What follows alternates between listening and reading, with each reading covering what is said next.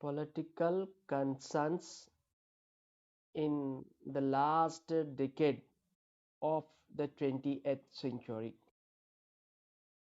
Let us see what happened in the last decade of a 20th century,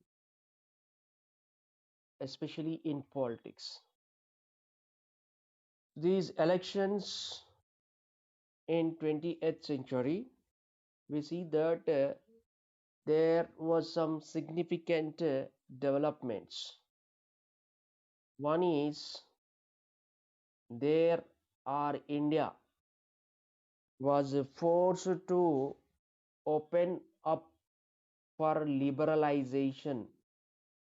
It was P.V. Narasimha Rao's period. Pamulaparthi Venkata Narasimha Rao was the Prime Minister of India in 1990s. So our Indian economy was very weak. There was no single NP with us.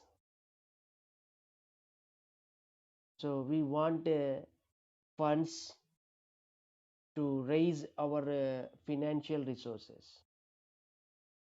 So it made the situation in India made us to open a liberalized policy in our economic system. So one and India was forced to open up and liberalize its economy. What is a liberalization? What is meant by liberalizing here? Liberalizing in the sense allowing a free flow of foreign capital and foreign goods into the Indian market without any controls. Earlier to 1990, foreign capital and foreign goods are restricted in allowing to the Indian market. After 1990, restrictions on foreign capital and foreign goods is lifted. That means it is removed. It become free flow for foreign capital and goods into the Indian market. So the free flow of foreign capital and foreign goods into the Indian market is known here liberalization of Indian economy. This important change started and taken place in India in the last decade of 20th century, last 10 years from 1990 to 1999. Another important change we find here, certain communities they developed themselves politically. New social groups demanded and started asserting themselves politically. This also change took place. And finally, religious nationalism and communal political mobilization also become part of the politics. We have seen in the previous class that religion involved in politics. In the case of Shabano and construction of Lord Rama temple. So certain changes have occurred in the last decade of 20th century, that is the use of religious nationalism. Nationalism moved on the name of religion. People moved by their religion. Political parties also advocated religious aspects in taking the support of people for their vote bank. So communal politics started and become important feature of political life. So with these communal political mobilization, religious nationalism, our Indian society entered into disastrous problems. By this century, we find our politics still come under the grip of religion and communities. So here there is a Janata Dal government focused on inclusive development, that is extension of constitutional privileges, special privileges are extended to backward communities. Janata Dal is a party focused on inclusive development. What is inclusive development? It is a development in which all community people are included. That means every community should find opportunities for their development. It is the development of all diversified people called here inclusive development. So Janata focused on inclusive development and wanted to make sure the opportunities for backward communities. There, the National Front government also recommended the Mandal Commission report. There, the central government appointed a commission with Mandal. So, Mandal Commission recommended that reservation should be given for backward caste, that is OBCs, in jobs, that is employment, and in educational facilities. This is the recommendation of a Mandal Commission. So Mandal Commission recommendation is resorted, that means again recommended by National Front government. So in that time, that is in 1989, Vishwanath Pratap Singh leading the water government, he was the prime minister, and this Vishwanath Pratap Singh announced that it was implementing, that means his government was implementing the core recommendation of Mandal Commission. What was the core? Core means important. Important recommendation of the Mandal Commission was reserving 27 percentage of seats to backward class people in government employment and education.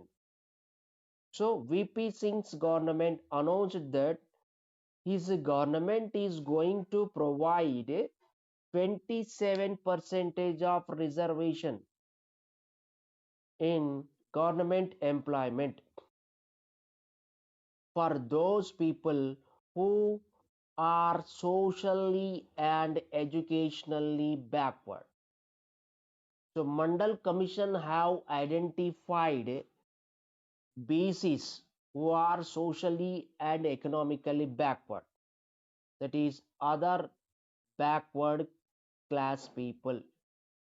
They were identified by Mandal Commission, and here VP Singh government also decided to pass 27 percentage of reservation to these OBCs. When the government announced reservations for OBCs, it sparked That means it created some kind of disturbance and agitations throughout India. Other caste people who did not have reservations, they raised protest on the announcement of VP Singh's. So here we find there was numerous protest movements, especially in North India. In North India, majority of the people of other communities and other castes, they raised a protest against the announcement of reservation, 27 percentage of reservation to backward class by VP Singh government. In the southern part of India, in many states, there high proportion of the seats reserved for what to call backward communities. Protest movement started, whereas in south, that is in southern India, many states already had a high proportion of the seats reserved for OBCs. OBCs have a good reservation of seats in southern India, and most of the other political parties were not in favor of VP Singh's government's decision, that is announcement of reservation for backward classes. So this announcement was not at all interested by the other political parties which were supporting to VP Singh's government. So other political parties were not interested in favor of the what VP Singh's decision of giving reservations to the backward class people.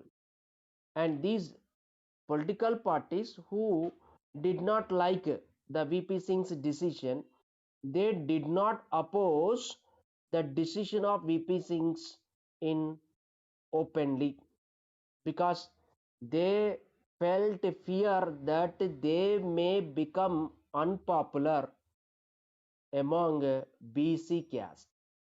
When these political parties are not interested on the decision of VP Singh, they did not protest it, and they did not criticize that decision openly. What happens if they had criticized openly? They would have lost the support of OBC candidates. So opposition parties which are in VP Singh's government, they did not oppose the announcement of VP Singh openly, because they fear during the previous 2 decades what happened, many of the OBC caste had become rich and started asserting themselves. OBCs also turned to rich in the last 2 decades of a 20th century, and they tried to find a place for themselves in the politics. So they had benefited especially from the land reforms. After independence, land reforms are implemented. So the land reforms helped these backward class people to get lands, and also they benefited by the green revolution, which increased the agriculture productivity, right? So agriculture production helped them, land reforms helped them. So what is needed for them? They wanted a due share in the politics. So they found that they did not have adequate representation in education and government services. That means in the government jobs and in education, PCs did not find a proper representation. So for that, for what to call finding representation in education and government services, they wanted to enter in the politics. So they began, now they began to demand for their share in the education and government jobs and even in the politics also. So the VP Singh's government tried to address the demand of these BCs by implementing the what Mandal Commission recommendation. So in that way, we see that all political parties came to accepting what you call accepting the assertion, that means the demand of the OBCs, okay, in the Indian politics. And this process also meant that Indian polity in general become more sensitive to the caste issues, right? So by the caste, what happened? Some caste people who are socially, economically, educationally backward, they got some benefits by the implementation of a Mandal Commission recommendation. So politics have become sensitive to the caste issues also, right? In earlier class, we have seen the politics become sensitive for the religious aspect. Now it becomes sensitive to the what caste issues in the last decade of 20th century. Okay, and the problems faced by the what lower caste people. So from the side of the lower caste, some political parties started emerging. That is Bahujan Samaj Party. Many parties, that is what to call Bahujan Samaj Party, claiming to represent the interest of Dalits, that is SCs and STs.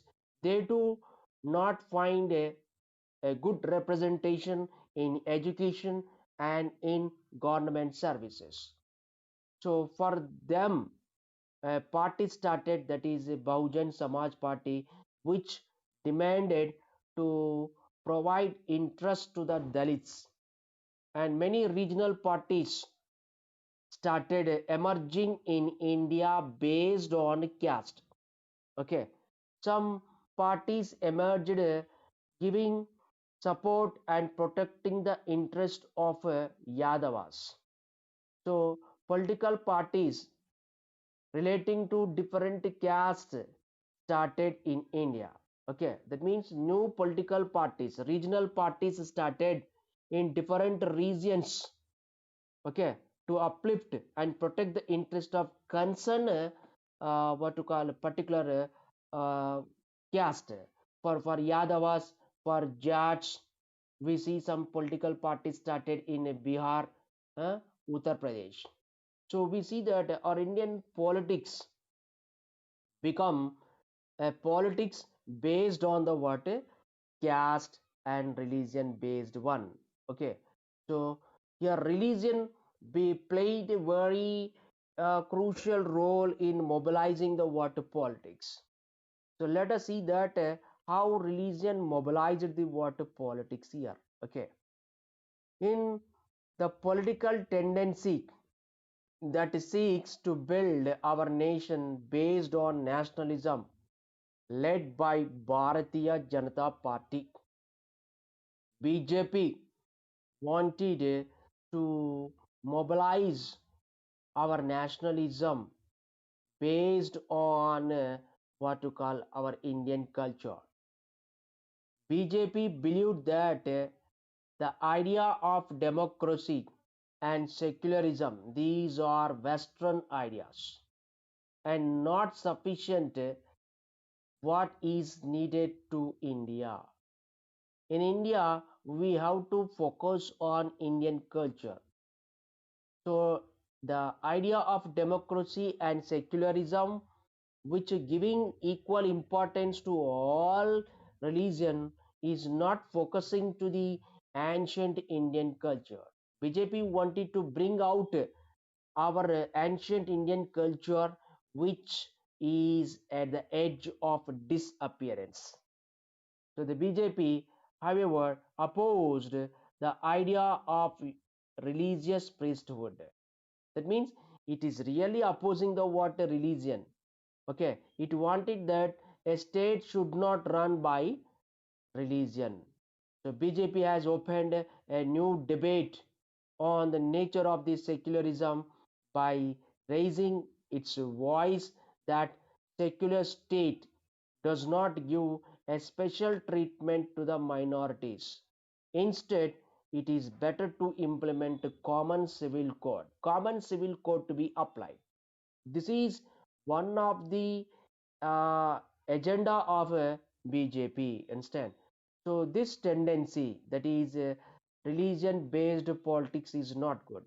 So BJP stood up for what nationalism in India should be based on ancient Indian culture, right? So this tendency was largely on the margins of Indian politics till 1980s. In 1984 Lok Sabha elections, BJP have won only two seats. Understand? But BJP, what to call, made a great strides when it took up the construction of Lord Rama temple at Ayodhya. Ayodhya issue helped the BJP to raise its strength in getting the seats. Understand? BJP decided to campaign for building Lord Rama temple at the place of Babri Masjid, and it claimed that it is a place of Lord Rama temple. So L.K. Advani, Lal Krishna Advani, who was the leader of a BJP around that time in 1990s, BJP leader L.K. Advani decided to start a campaign with Ratha Yatra. He wanted to take Ratha Yatra from Somnath in Gujarat to Ayodhya in Uttar Pradesh, raising the support for construction of Lord Rama temple. BJP is a political party and supporting party to the Vishwanath Pratap Singh's government. So during this Ratha Yatra campaign, there BJP tried to argue that the secular politics means politics based on secularism, where all religions are treated equally, and there will be special focus to the minority communities to show that they will find safety and security with the majority community. So in secular aspect, we find minority community interests are protected. That means the interest of the minority communities are protected in secular state. So BJP stated that the secular politics are trying to protect the interest of minorities. It's good. But in protection of minority community interest, they are ignoring the interest of a majority community, that is Hindu.